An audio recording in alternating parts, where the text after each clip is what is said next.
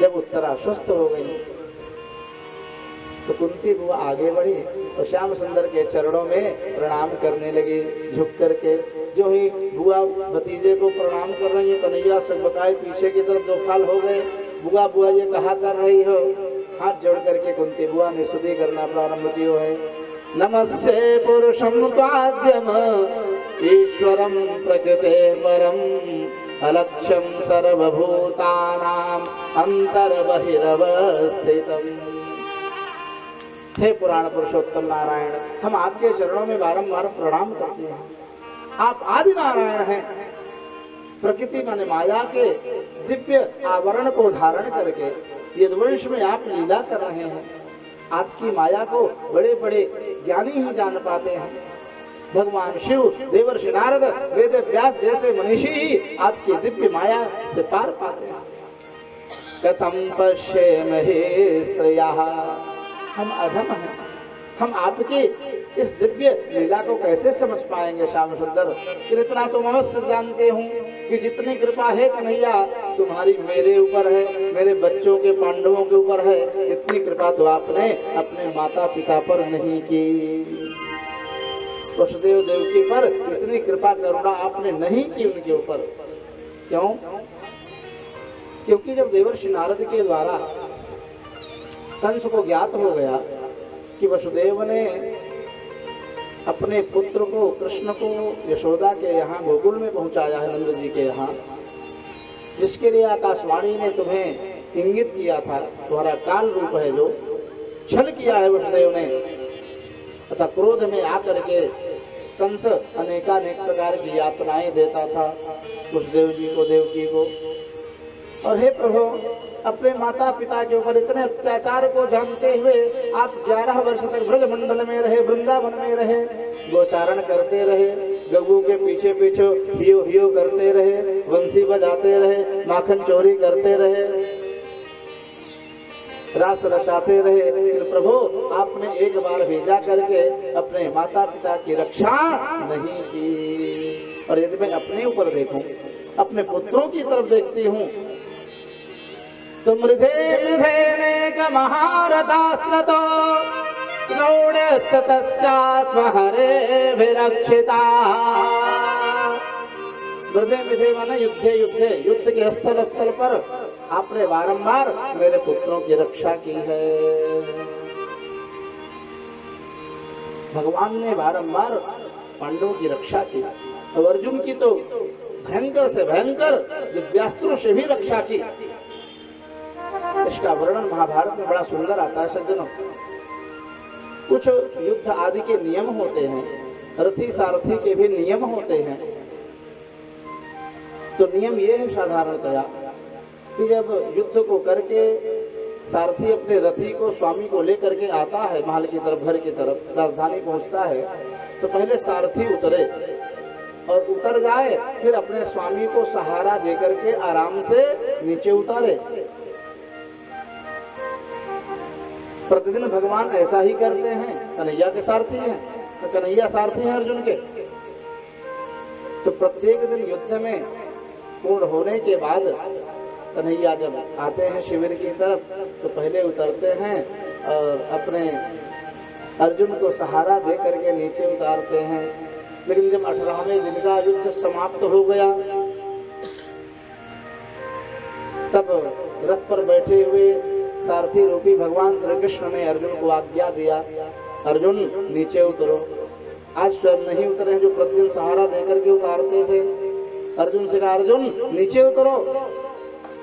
अर्जुन विचार करने लगे, मैं युद्ध करते करते थका हूँ, प्रतिदिन सेवा करते थे, सहारा देकर उतारते थे, अगवानी करते हैं, आज मुझे आज्ञा दे रहे हैं। लेकिन अर्जुन को विश्वास है ये हमारे सेवक ही नहीं, हमारे स्वामी भी हैं।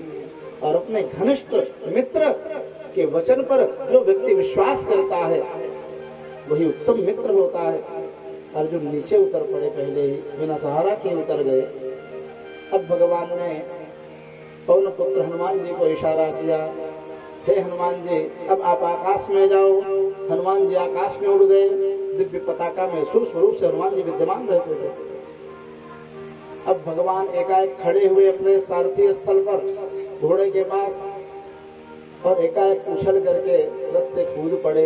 जब वही श्याम सुंदर रथ से उछल करके कूदे, पूरी पांडव सब प्रजाजन देख रहे हैं, भयंकर अग्नि प्रकट हो गई और जीते जी चारों घोड़ों के साथ वो पूरा रथ जल करके भस्म हो गया। अर्जुन को दूर भगे, अरे ये कैसा उत्पात हुआ। भगवान की तरफ सब देखते रहे। कुंती इस स्थिति को समझती थी। प्रभु, पग पग पर आपने मेरे पुत्रों की रक्षा की। अर्जुन ने पूछा, प्रभु ये कैसा भयंकर अग्नि प्रकट हुई। कहा, अर्जुन ये तुम्हारा रथ पूर्व में ही पहले ही कर्ण आदि के दिव्यास्त्रों के द्वारा द्रोणाचार्य कृपाचार्य आदि के दिव्यास्त्रों के द्वारा ये पहले से भस्म हो चुका था। जब तक मैं बैठा था तब तक इनकी शक्ति नहीं काम कर रही थी। युद्ध के स्थान तक, समय तक मैंने इनको आज्ञा दे रखा था, जब तक महाभारत पूर्ण ना हो जाए तब तक तुम अपनी शक्ति का प्रागट्य मत करना। अब आज युद्ध होने का धिक्कार है आपके जीवन को। गृहस्थाश्रम में रहते हुए अपमान हो। भीमापवर्जितम पिंडम आदत्ते गृहपालवत। मैंने सब देखा चुपके से। भीम आपको कैसे भोजन दे गए थे, गृहपालवत, कुत्ते की तरह आपको अपमानित करते हैं। अपमान सहित लेकर के धृतराष्ट्र को साथ में सुबल की पुत्री गांधारी भी साथ में चली है। हरिद्वार में पहुंचे, गंगा जी में स्नान करवाया और दिव्य ब्रह्म तत्व का चिंतन कराते हुए विदुर जी ने पापी धृतराष्ट्र को सद्गति प्रदान करवाई।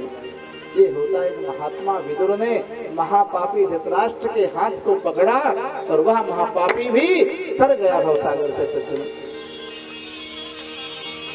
इधर युधिष्ठिर जी आए, देखा कि दादा दादी नहीं है। संजय बड़े दुखी बैठे हैं। बहुत खोजबीन हुई, कहीं पता न चली।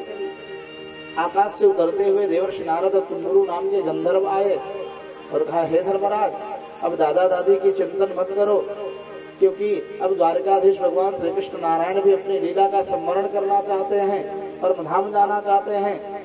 कलयुग आएगा, अब आप अपना स्वयं विचार करो। काफी समय बीता, एक दिन की बात है।